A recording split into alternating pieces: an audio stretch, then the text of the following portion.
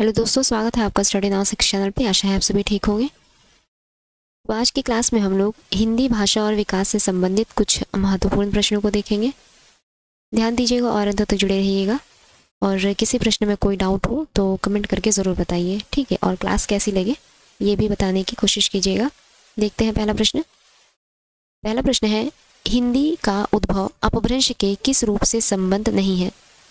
हिंदी का उद्भव अपभ्रंश के किस रूप से संबंध नहीं है। तो हिंदी भाषी क्षेत्र के अधिकतर भाषाओं का विकास स्वरसिनी अपभ्रंश, अर्धमागधी अपभ्रंश तथा मागधी अपभ्रंश से माना जाता है। हिंदी भाषी क्षेत्र के अधिकतर भाषाओं का विकास स्वरसिनी अपभ्रंश, अर्धमागधी अपभ्रंश तथा मागधी अपभ्रंश से माना जाता है, जबकि पैशाची अपभ्रंश से इसका कोई संबंध नहीं माना जाता है। पैशाची अपभ्रंश से पंजाबी और लहंदा नामक भाषाओं का विकास हुआ है। पैशाची अपभ्रंश से पंजाबी, लहंदा आदि भाषाओं का विकास माना जाता है, ठीक है। आगे बढ़ेंगे। अगला प्रश्न है,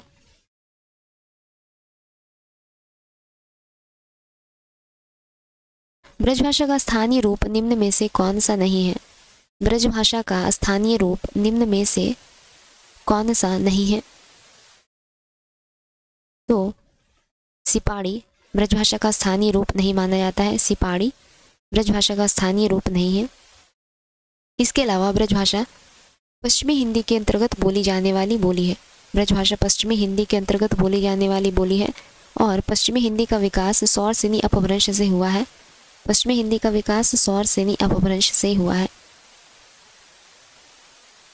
इसके अलावा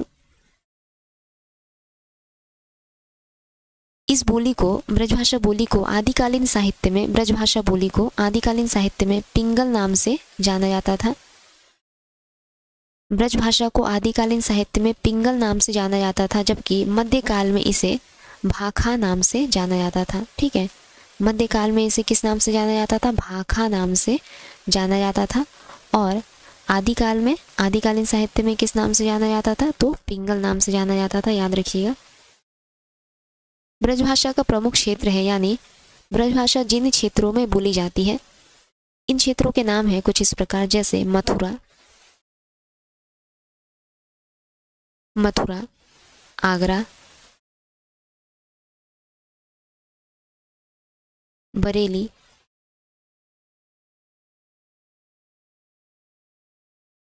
बदायूं,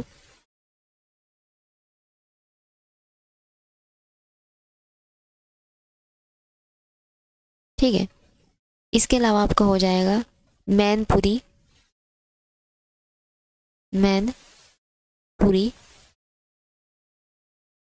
गुड़गांव,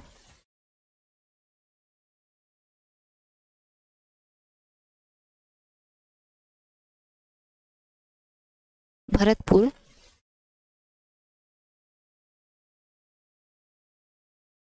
इत्यादि क्षेत्रों में ब्रजभाषा बोली जाती है, ठीक है। आगे बढ़ेंगे। निम्न में से कौन सी ब्रजभाषा की मुख्य उपबोलियां हैं? निम्न में से कौन सी ब्रजभाषा की मुख्य उपबोलियां हैं, इसे हमें बताना है। तो ब्रजभाषा की उपबोली भूखा, सीकरवाड़ी, अंतर्वेदी, डांगी, जादोबाटी। तो ब्रजभाषा की ये सभी उपबोलियां हैं। इसका सही उत्तर हो जाएगा उपर्युक्त सभी, ठीक है। ये जितनी भी यहाँ पे उपबोलियां हैं ये सभी किसकी है? तो ब्रजभाषा की उपबोलियां हैं भूखा, सीकरवाड़ी, अंतर्वेदी, डांगी, जादोबाटी। आगे बढ़ेंगे। अगला प्रश्न है, भोजपुरी बोली के संबंध में कौन सा असत्य कथन है? निम्न में से भोजपुरी बोली के संबंध में कौन सा असत्य कथन है? तो दक्षिण भोजपुरी का परिनिष्ठित रूप है। यह यहाँ पर हो जाएगा सही। भोजपुरी बोली की उत्पत्ति अर्धमागधी अपभ्रंश से मानी जाती है। गलत है यह, यानी ये आपका हो जाएगा असत्य। ये वाला इस प्रश्न का उत्तर सही है, क्योंकि यहाँ पे पूछा गया है भोजपुरी बोली के संबंध में कौन सा असत्य है, तो यह कथन असत्य है, ठीक है। भोजपुरी बोली यहाँ पर ये असत्य हो जाएगा। इसके अलावा भोजपुरी बोली के लिए नागरी व कैथी लिपि का प्रयोग होता है। भोजपुरी बोली के लिए नागरी व कैथी लिपि का प्रयोग होता है। भोजपुरी बोली का क्षेत्र गोरखपुर, बनारस और बलिया है। भोजपुरी बोली का विकास बिहारी हिंदी की ये बोली है। भोजपुरी बोली किसकी बोली है? तो बिहारी हिंदी की बोली है यह। भोजपुरी बोली का क्षेत्र क्या रहा? तो गोरखपुर, बनारस, बलिया। आगे बढ़ेंगे।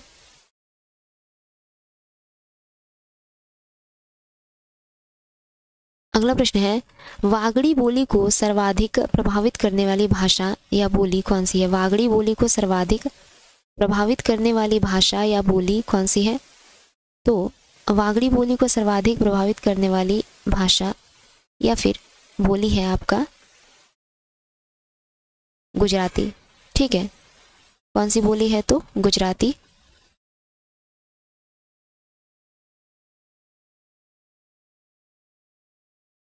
आगे बढ़ते हैं।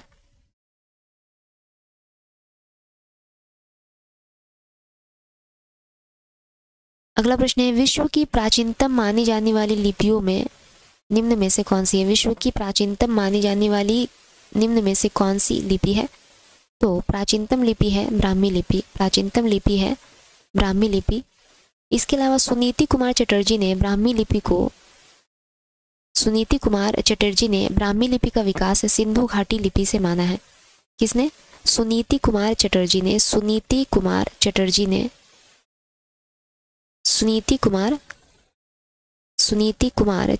ने ब्राह्मी लिपि का विकास किससे माना है? तो सिंधु घाटी लिपि से माना है ब्राह्मी लिपि का विकास। देवनागरी लिपि का विकास ब्राह्मी लिपि से ही हुआ है। इसके अलावा शारदा लिपि का विकास भी ब्राह्मी लिपि से माना जाता है। जिससे शारदा लिपि से कश्मीरी, लहंदा, टाकरी, गुरुमुखी लिपि आदि का विकास हुआ। कश्मीरी, लहंदा, टाकरी,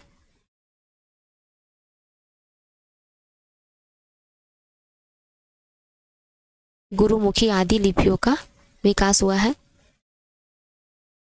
ठीक है, आगे बढ़ेंगे।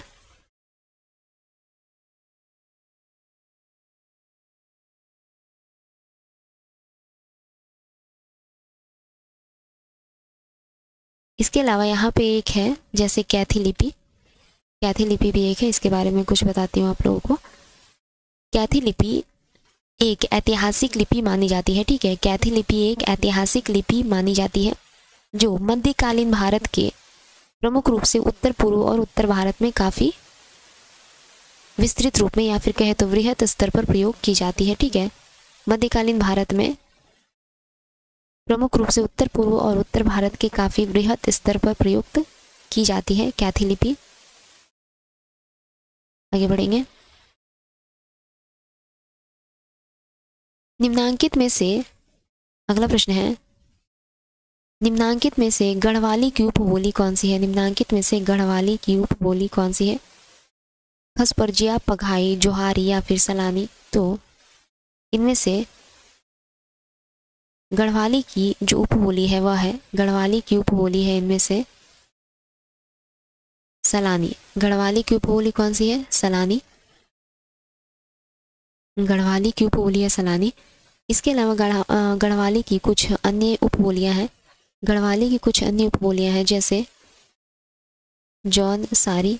गढ़वाली की उपबोलियां हैं जौन सारी, श्रीनगरिया, जौन सारी, श्री नगरिया, राठी, टकनौरी,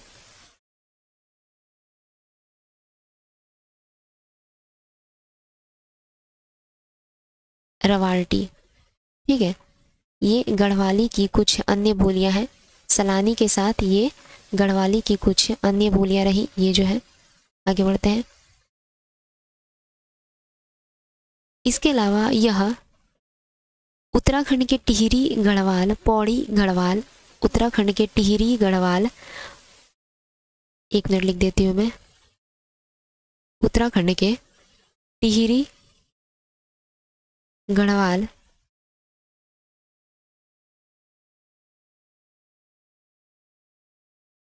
पौड़ी गढ़वाल,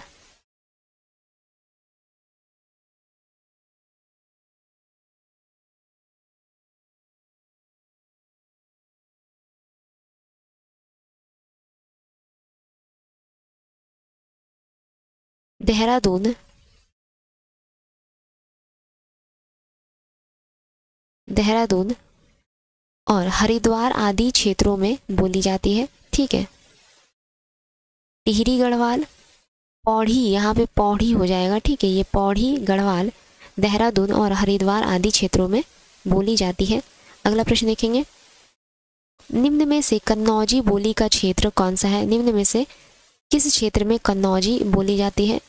तो हरदोई, हरदोई में कन्नौजी बोली जाती है। इसके अलावा हरदोई के अलावा और कहाँ कन्नौजी बोली जाती है? तो इटावा। ठीक है, इटावा, पीलीभीत, पीलीभीत, कानपुर,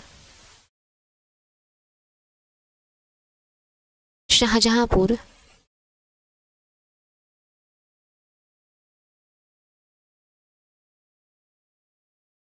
यहाँ पे ये चंद्र बिंदु यहाँ ऊपर हो जाएगा। ठीक है, शाहजहांपुर, फर्रुखाबाद। एक क्या हो जाएगा? फर्रुखाबाद।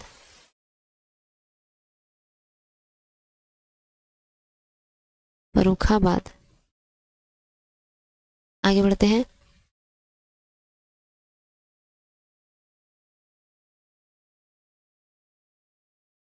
अगला प्रश्न है,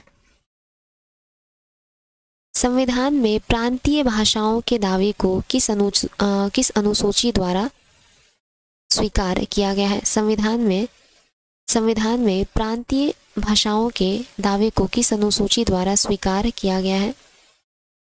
तो 8वीं अनुसूची द्वारा स्वीकार किया गया है। संविधान में प्रांतीय भाषाओं के दावे को 8वीं अनुसूची द्वारा स्वीकार किया गया है। अगला प्रश्न है, संथाली भाषा किस भाषा परिवार से संबंधित है? संथाली भाषा किस भाषा परिवार से संबंधित है? ऑप्शन देखते हैं।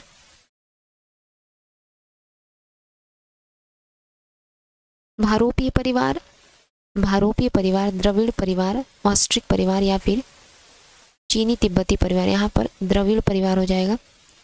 तो संथाली भाषा ऑस्ट्रिक परिवार से संबंधित है। संथाली भाषा ऑस्ट्रिक परिवार से संबंधित है। आगे बढ़ेंगे।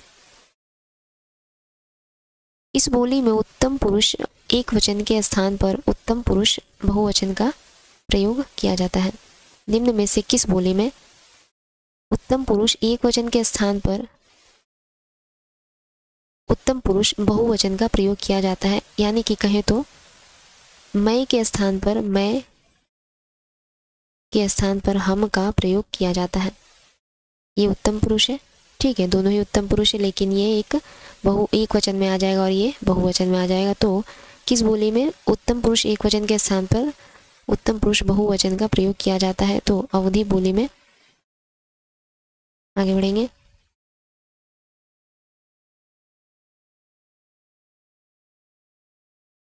इस बोली में कर्ता कारक की विभक्ति का प्रयोग नहीं होता। निम्न में से किस बोली में कर्ता कारक की विभक्ति का प्रयोग नहीं होता है? तो अवधी बोली में कर्ता कारक की विभक्ति का प्रयोग नहीं होता है। अवधी बोली में कर्ता कारक की विभक्ति का प्रयोग नहीं होता है। यह पूर्वी हिंदी की बोली है। अवधी पूर्वी हिंदी की बोली है। पूर्वी हिंदी के अंतर्गत 3 बोलियां आती हैं। कौन कौन सी? अवधी, बघेली, छत्तीसगढ़ी। पूर्वी हिंदी के अंतर्गत 3 बोलियां आती हैं, अवधी, बघेली, छत्तीसगढ़ी। आगे बढ़ेंगे। सौरसिनी अपभ्रंश के अंतर्गत आने वाली भाषा नहीं है। निम्न में से सौरसिनी अपभ्रंश के अंतर्गत आने वाली भाषा कौन सी नहीं है? तो पहला गुजराती। आगे देखते हैं क्या ऑप्शन है।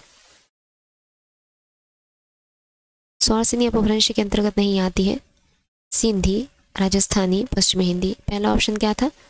पूछा था निम्न में से कौन सी सौरसिनी अपभ्रंश के अंतर्गत नहीं आती है? तो गुजराती। यहाँ पे मैं लिख देती हूँ, पहला था गुजराती। तो सौर अपभ्रंश के अंतर्गत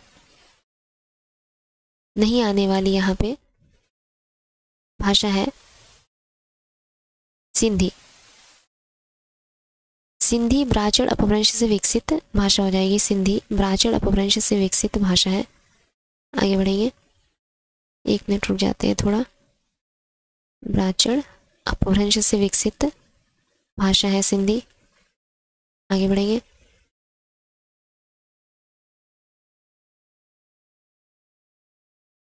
हिंदी के विकास के संबंध में निम्नांकित कथनों में से एक कथन असत्य है। हिंदी के विकास के संबंध में निम्न में से कौन सा कथन असत्य है? तो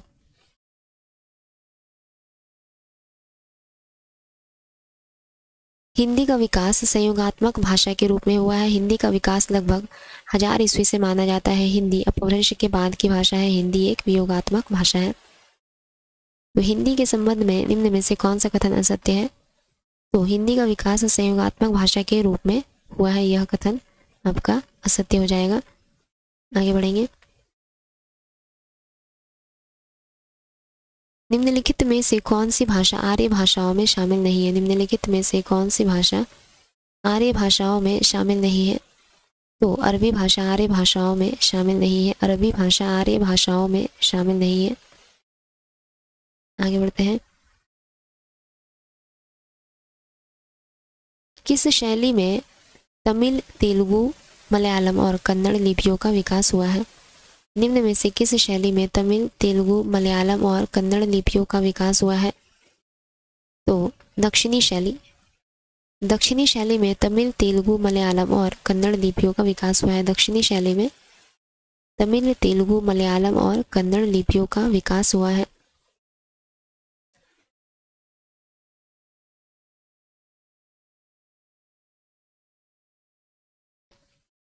आगे बढ़ेंगे, इसके अलावा कहेंगे तो ब्राह्मी लिपि के दक्षिणी शैली से, ठीक है, ब्राह्मी लिपि के दक्षिणी शैली से, ब्राह्मी लिपि के दक्षिणी शैली से तमिल, तेलुगु, मलयालम और कन्नड़ लिपियों का विकास हुआ है। जबकि ब्राह्मी लिपि के उत्तरी शैली से, ब्राह्मी लिपि के उत्तरी शैली से देवनागरी और शारदा लिपि का विकास हुआ है। ब्राह्मी लिपि के उत्तरी शैली से देवनागरी और शारदा लिपि का विकास हुआ है, याद रखिएगा ये बात। आगे बढ़ते हैं,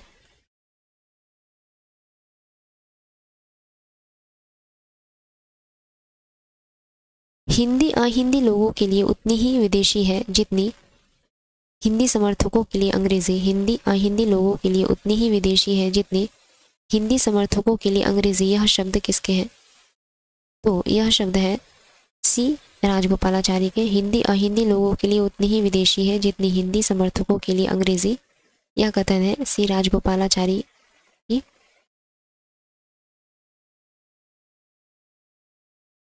अगला प्रश्न देखते हैं,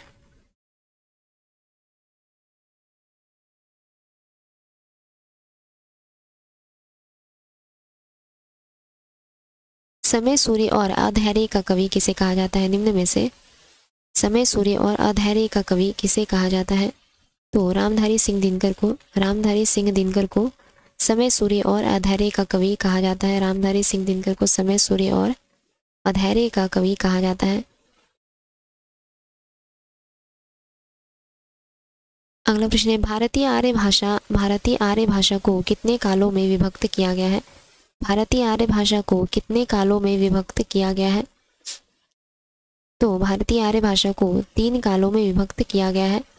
प्राचीन भारतीय आर्य भाषा काल, प्राचीन भारतीय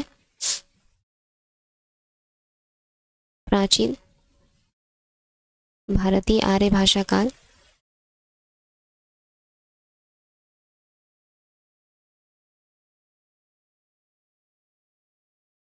प्राचीन भारतीय आर्य भाषा काल, मध्य भारतीय आर्य भाषा काल, मध्य भारतीय आर्य भाषा काल।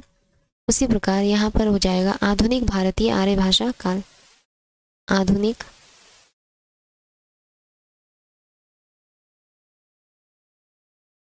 भारतीय आर्य भाषा काल। ठीक है, आगे बढ़ेंगे। अच्छा, इसका काल देख लेते हैं। इसका काल हो जाएगा 2000 2000 ईसा पूर्व 2000 ईसा पूर्व से 2000 ईसा पूर्व से 500 ईसा पूर्व तक। दूसरा का काल हो जाएगा 500 ईसा पूर्व से 500 ईसा पूर्व से 500 ईसा पूर्व से 1000 ईस्वी तक, 500 ईसा पूर्व से 1000 ईस्वी तक। आधुनिक भारतीय आर्य भाषा का काल हो जाएगा 1000 ईस्वी से 1000 ईस्वी से वर्तमान समय तक। ठीक है, 1000 ईस्वी से वर्तमान समय तक।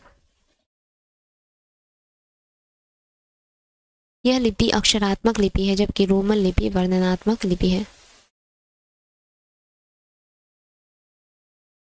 यह लिपि अक्षरात्मक लिपि है जबकि रोमन लिपि वर्णनात्मक लिपि है।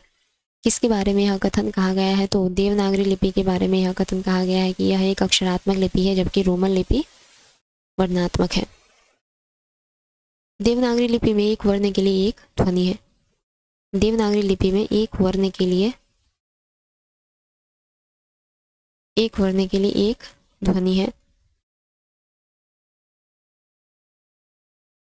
आगे बढ़ेंगे।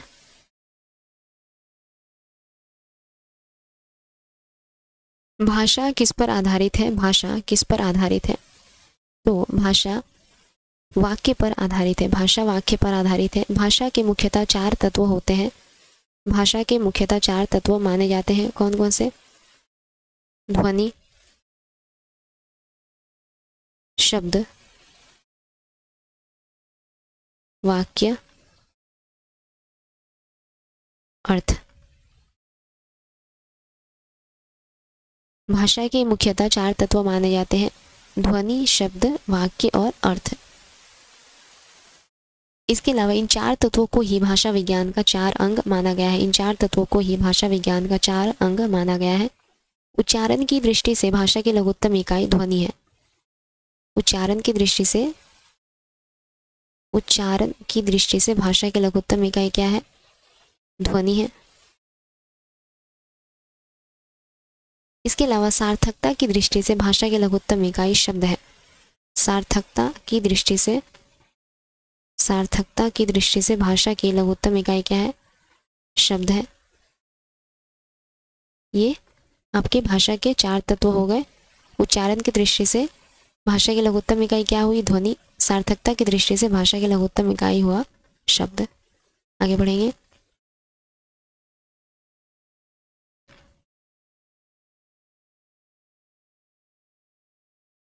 अगला प्रश्न है, किस शैली से देवनागरी, बंगला, गुरुमुखी आदि लिपियों का विकास हुआ है? निम्न में से किस शैली से देवनागरी, बंगला, गुरुमुखी आदि लिपियों का विकास हुआ है? तो उत्तरी शैली से देवनागरी, बंगला, गुरुमुखी आदि लिपियों का विकास हुआ है। आगे बढ़ेंगे।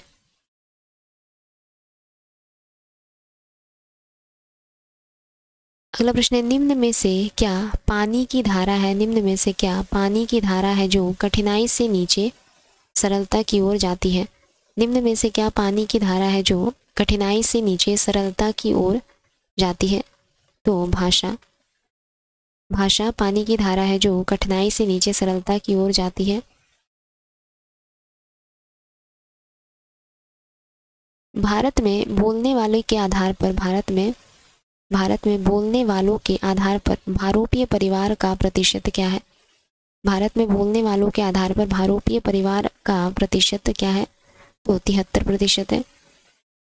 बोलने वालों के आधार पर भारोपीय परिवार का प्रतिशत है 73%। विश्व जनसंख्या के लगभग आधे लोगों द्वारा यानी 45% द्वारा भारोपीय परिवार की भाषा का प्रयोग किया जाता है। ठीक है, विश्व जनसंख्या के लगभग आधे लोगों यानी कि लगभग 45% लोगों द्वारा भारोपीय परिवार की भाषा बोली जाती है। भारोपीय भाषा परिवार भाषाओं का सबसे बड़ा परिवार माना गया है। भारोपीय भाषा परिवार भाषाओं का सबसे बड़ा परिवार माना गया है और सबसे महत्वपूर्ण भी है, क्योंकि इसमें अंग्रेज़ी, रूसी, फारसी, हिंदी, पंजाबी, जर्मन, नेपाली आदि तमाम भाषाएं इसी समूह से संबंध रखती हैं। ठीक है, आगे बढ़ेंगे। अंतिम प्रश्न देखते हैं आज का।